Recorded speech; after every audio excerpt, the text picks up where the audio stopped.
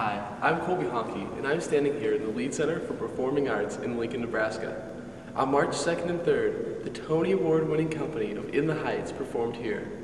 Thanks to the Lead Center and the Interdisciplinary Art Symposium, UNL students were able to get once-in-a-lifetime interactions with a spectacular cast of In the Heights. Let's check it out.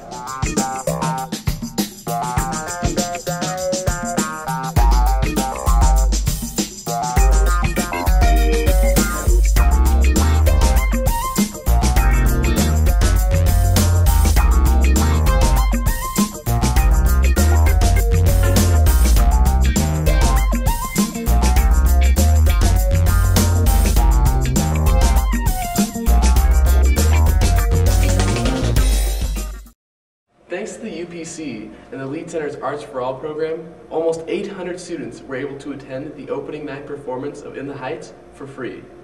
After the show, many members of the cast returned to the stage to field questions from the audience.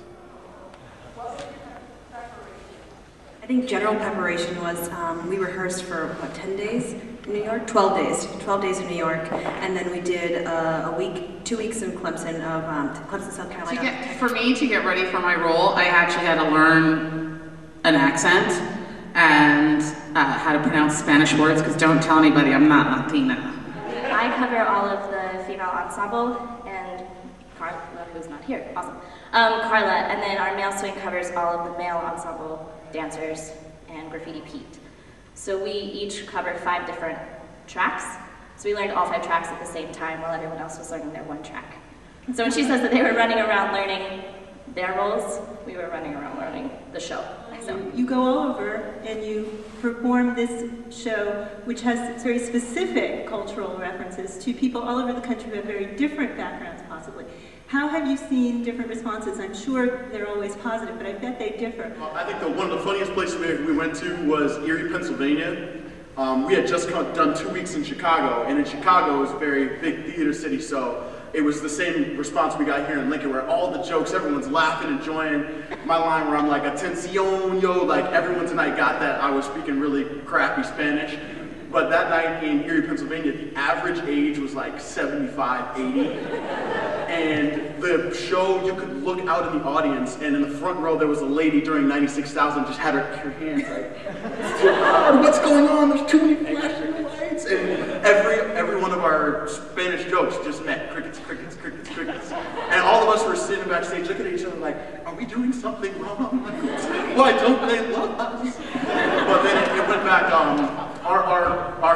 our director, choreographer, Michael Balderrama, said to us, you know, with this kind of tour schedule, where we get the opportunity to go to a lot of smaller towns as opposed to big cities, that we're going to meet, you know, some audiences where sometimes they don't get every joke. But our show, we have such a good community and a good family that we don't have to worry about it. At the end of the night, you know, our message is still sent out there, so that's why. Can you speak to the highs and lows of life on the road?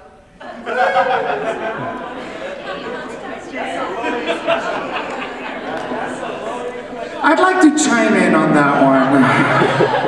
You know, I've been married for like, what is it now, 16 years. I have 4 kids. So when you talk about life on the road, it's rough. It's one of those things where it's like a love-hate thing, you know? I love what I do. I hate what I do. So it's one of those things, but it's very rewarding, especially working with a cast like this.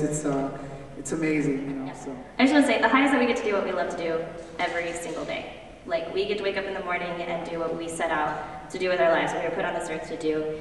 And we're a family, like, as much as we are a family on stage, we're a family in life. We love each other always.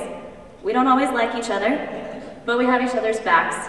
And we come together with the fact that we are literally living our dream every single day. Yes, it's on a bus, but it's still our dream. Thank you, Lincoln.